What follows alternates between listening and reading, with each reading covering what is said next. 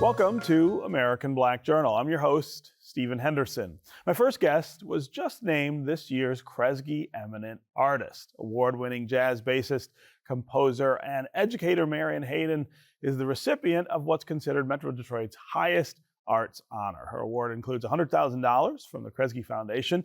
I am pleased to welcome my friend, Marion Hayden, back to American Black Journal. It is great to have you here, as always, and congratulations. Thank you, Stephen, and thank you so much for having me here at American Black Journal. I'm so excited to be here. Yeah, so in the intro I said, this is considered our area's greatest arts honor. Is that how you feel?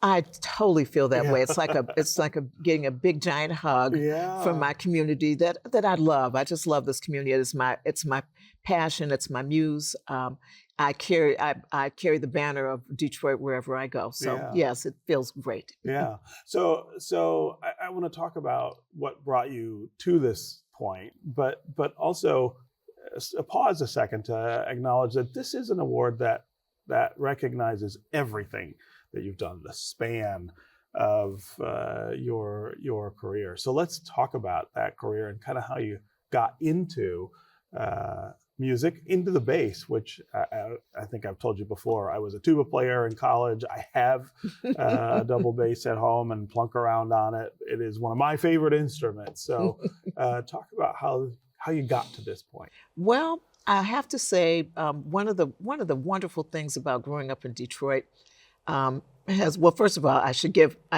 complete credit to my parents. My parents, Marion, Ford, Hayden, Thomas. She ended up getting remarried after my father passed, and Herbert E. Hayden, and our little house that we grew up in, and the wonderful neighborhood of Russell Woods on Fullerton Street. And they were just wonderful parents. They never put any restrictions on me as a young woman, as a girl, as to what girls could do. My mother was a chemist, so she knew no boundaries of that sort. So I just started taking cello lessons when I was about 9 in our great Detroit public school music education programs. Well, I also lived public school music programs are so important. And I always want to, I'm always on my little bandwagon. I'm always standing on my soapbox about continuing to support them for the young people that are in school now. And so I was a little girl taking lessons in my school, took cello lessons at 9. And then when I got tall enough to stand up to the bass, because I've always wanted to play bass, I was about 12, I switched over to bass. And I had a lot of jazz in my household, care of my dad, who was a huge jazz fan and record collector and kind of a closeted jazz pianist. He was really good. And just, he exposed me to such great music. And then he made what I consider to be just such a wonderful gesture for me. He took me to a summertime jazz camp called Metro Arts, which was right here on Selden Street in Detroit. And that's where I met the likes of Wendell Harrison, Marcus Belgrave, Harold McKinney, and so many of the great jazz musicians who become so influential for me and others. And these were the torchbearers, the people that were really keeping the music alive at that time, which would have been the early 70s, And that's how I caught the jazz bug. And from then on, it was just at some point you hear something and you just know this is something that you have to hear in your ears forever, and that was what it was for me. So I always think of music as a form of expression, and that expression is really important to the artist who is making that expression. In a little bit, we're going to listen to something that you're playing for us and our viewers. Talk about that expression, the things that you're saying and trying to communicate when you're playing. Well, one thing about, certainly at this point in my career, is I have a pretty big mental library of things. There's a lot of music that I've played in a lot of different genres. I played the music of Argentinian tango. I played music from Puerto Rico and Cuban. I have played folk music, some classical music, pretty much all types of jazz and all the different spheres that we work in.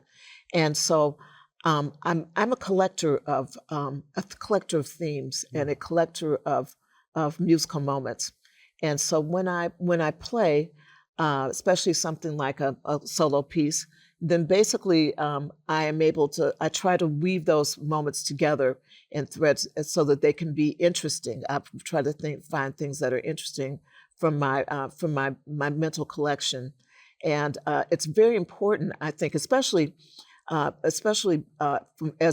a bass player, that we have a lot of experience, because the bass is a very ubiquitous instrument in Yes. all ensembles. So much more versatile than anybody ever thinks it is. It is, right? but the bass is in so many different places, Yeah. and so I have an opportunity to really be very broadly expressive in so many different ways. I mean, as I say, rock, indie rock, all kinds of things.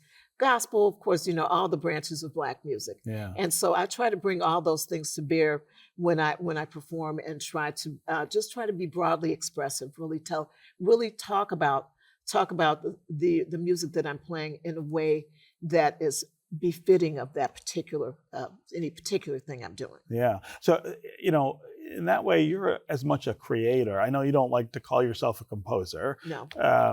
But you're a creator in the sense of taking all of these things, all of these ideas, all these little bits of things that you've heard or played around with, and putting them together. Very, very much so, and I really love doing that. One of the things that I enjoy doing a lot of is this idea of composing from a narrative point of view. Mm-hmm. And so many times when I'm composing from an actual story. It might be a story that I'm trying to tell. I'll give an example. One of the pieces that I wrote, this was a commissioned piece from ArtX Detroit, was about the city of Highland Park. That's where my husband and I live. My husband is Safel Gardner, and our two young men, Tariq Gardner and Asakili Gardner. We raised our family there, and Highland Park has an amazing history in the auto industry.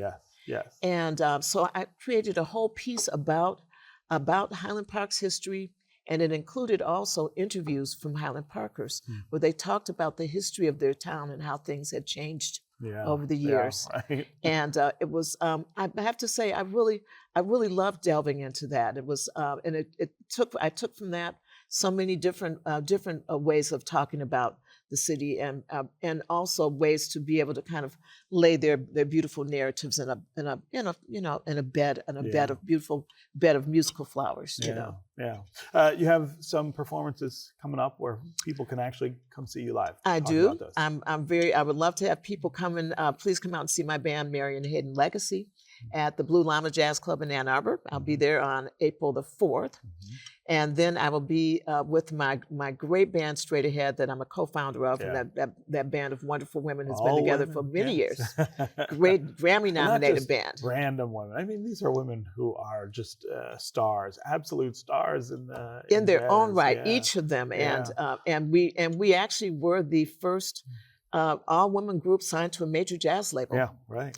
So we will be at the Freight House series that's sponsored by University Musical Society in Ypsilanti on April the 13th. And then we'll also be at the Cranbrook Project Friday Night Live series on June the 13th. So come on out and see us, everyone. Love to have you there. Yeah. And again, you'll be doing all of the things that the Kresge Eminent Artist does during the next year. I am. It's just been so beautiful, and I so appreciate Kresge for this opportunity to, as I said, just be overwhelmed with gratitude. I'm just overwhelmed with gratitude. Well, Marion, congratulations again. Thanks for being here on American Black Journal. Thank you, Stephen.